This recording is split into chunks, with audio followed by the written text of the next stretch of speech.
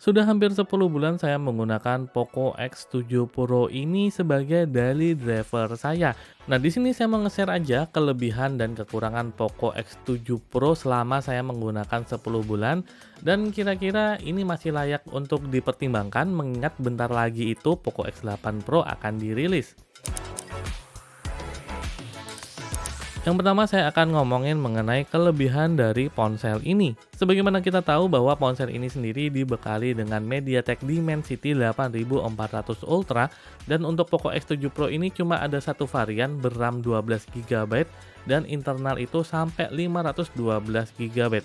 Untuk RAM dan internalnya nggak usah ditanya lagi ya, ini sudah cukup lega, bukan cukup lega sih, amat sangat lega untuk saya, bahkan untuk seseorang yang suka buat konten, buat ngegame kayak gitu, saya pikir ROM dan RAM sebesar ini itu terasa amat sangat lega. Nah, untuk performanya saya rasa semakin hari ponsel ini semakin baik. Karena di sini saya sudah menggunakan firmware terbaru yaitu HyperOS 205 yang sayangnya masih HyperOS 2 ya, belum HyperOS 3. Tapi dalam pengetesan saya, kalian bisa lihat di video saya lainnya, ngegame dengan Poco X7 Pro dengan HyperOS 205 ini terasa lebih dingin dan lebih hemat daya. Sehingga saya rasa semakin hari itu update untuk HyperOS di Poco X7 Pro ini cukup memberikan dampak yang positif dalam sisi performa. Itu saya ngerasa performanya lebih baik, lebih stabil dan juga lebih dingin. Walaupun memang ada beberapa game yang malah lebih boros, sedikit lebih boros seperti itu. Tapi overallnya performanya meningkat menjadi lebih baik. Nah, untuk penggunaan harian overall saya bisa menggunakan ponsel ini itu hampir 40 sampai 45 jam, artinya 2 hari kurang sedikit seperti itu.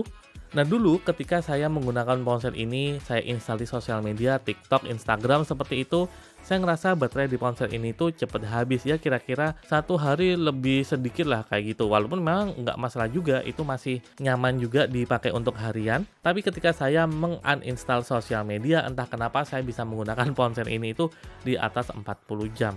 Mungkin itu experience-nya berbeda dengan teman-teman, tapi yang pengguna Poco X7 Pro pasti setuju adalah baterai di ponsel ini yang menurut saya cukup awet dan ngecasnya itu cepat. 90 watt, dimana ketika kalian mengecas baterai Poco X7 Pro ini kurang lebih bisa memakan waktu 40 sampai 50 menitan dari katakanlah 0 atau 1% hingga 100%. Dan untuk ketahanan baterai ya kembali lagi ke teman-teman bagaimana pola penggunaannya. Kalau kalian sering menggunakan pakai data, kemudian sering menggunakan game, ya tentu saja baterainya akan lebih cepat habis. Kalau saya sendiri sih saya menggunakan harian nggak terlalu banyak game, bisa sekitar 40 jam kayak gitu. Dan selama saya 10 bulan menggunakan ponsel ini, baterainya itu masih 99% dengan siklus atau cycle itu di 149 doang. Untuk penggunaan pertama ini di bulan Maret 2025, jadi ini kurang lebih sudah 10 bulan seperti itu. Dan overall saya bukan cukup sih, sangat puas dengan performa baterainya. Apalagi dalam 10 bulan terakhir, baterai health-nya cuma turun 1% doang. Yaitu mungkin adalah beberapa kelebihan dari Poco X7 Pro yang saya rasakan, performa dan baterainya yang saya rasa cukup awet, cukup solid seperti itu. Nah, untuk kekurangannya apa? Untuk kekurangan mendasar dari Poco X7 Pro yang saya rasakan adalah stabilitas kameranya ketika ngerekam. Untuk sensor kamera di Poco X7 Pro ini sudah dibekali dengan Sony IMX882 dengan besar sensor 1/1,9 inch dan ditemani dengan kamera ultrawide beresolusi 8 megapiksel, kalau nggak salah sensornya itu sebesar 1/4 inch saja. Nah, untuk kamera utamanya ini, kualitas foto dan videonya itu saya rasa sudah bisa menghasilkan kualitas yang bagus. Tapi kamera utamanya ini kan dia punya OIS atau Optical Image Stabilization yang berpadu dengan EIS atau Electronic Image Stabilization. Tapi ketika saya gunakan untuk ngerekam sambil jalan atau naik kendaraan, ini saya masih ngelihat jitternya walaupun ini sudah menerima berkali-kali update seperti itu.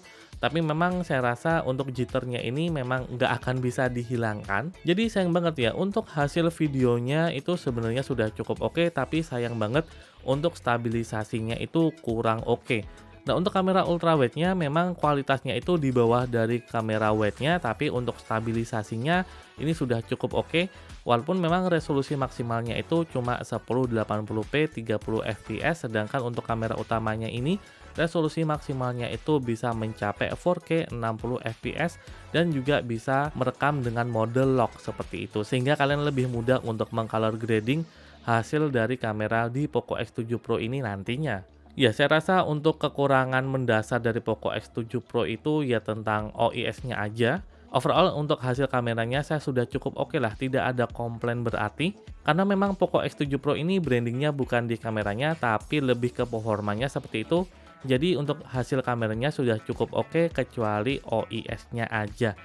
Nah, untuk build quality-nya, walaupun memang ponsel ini menggunakan material plastik semuanya, kecuali di layar ini dia menggunakan Corning Gorilla Glass 7i. Tapi selama saya menggunakan ponsel ini, kebanyakan memang saya tidak menggunakan case. Saya cukup puas, dia terasa solid dan terasa nyaman di tangan walaupun memang dia agak licin aja seperti itu. Dan untuk kaca Corning Gorilla Glass-nya ini dia saya rasa agak mudah terbaret ya, karena saya sudah menggunakan layar ponsel ini tanpa screen guard itu kurang lebih mungkin 7 bulanan seperti itu, dan baret-baret halusnya ini sudah banyak banget. Ponsel ini juga pernah jatuh di aspal dan dia ngebaret di bagian atas ini. Kalau kalian bisa lihat, ya cukup disayangkan sih, tapi ya itu resiko kalau kalian tidak menggunakan screen protector di layar HP kalian. Nah, terus apakah Poco X7 Pro ini masih worth it untuk dibeli saat ini, mengingat bentar lagi itu Poco X8 Pro akan rilis? Well, kalau menurut saya kalian butuhnya sekarang dan mencari device yang cukup affordable tapi memang memberikan performa yang maksimal, Poco X7 Pro ini masih amat sangat layak untuk dipertimbangkan. Apalagi biasanya setiap akhir bulan itu akan ada diskon, di mana harga termurah Poco X7 Pro itu sekitar 4,1 jutaan aja yang baru seperti itu. Nah, Poco X8 Pro itu digadang-gadang bentar lagi akan dirilis karena sudah mendapatkan sertifikasi dari TKDN di Indonesia.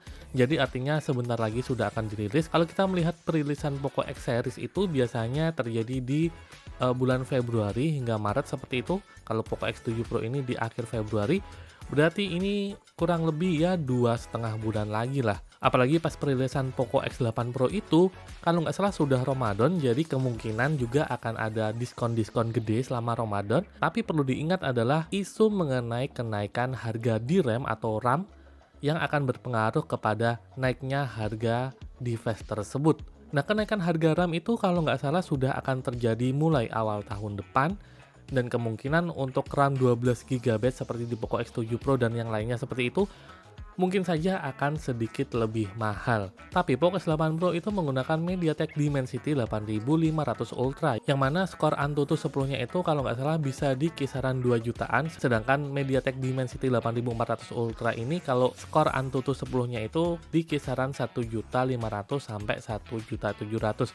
Ya, ada kenaikan tapi menurut saya tidak terlalu signifikan. So, Poco X8 Pro itu lebih cocok untuk kalian yang menggunakan Poco X7 ke bawah, Poco X6, Poco X5 apalagi seperti itu. Tapi kalau kalian sudah menggunakan Poco X7, ya kalian cuma bisa menikmati aja Poco X7 kalian karena peningkatannya juga nggak terlalu signifikan. Dan kalau kalian memang berencana membeli Poco X series dan nggak terlalu terburu-buru, saya sarankan kalian langsung aja ke Poco X8 Pro. Ya, walaupun ada kemungkinan harganya sedikit lebih mahal, tapi di perilisan Poco X8 Pro itu kemungkinan besar di bulan Ramadan, dan biasanya bulan Ramadan itu banyak banget diskon. Oke, gitu aja yang saya mau sharing pengalaman saya selama 10 bulan menggunakan Poco X7 Pro. Kalau kalian ada pertanyaan, silahkan tinggalkan di kolom komentar.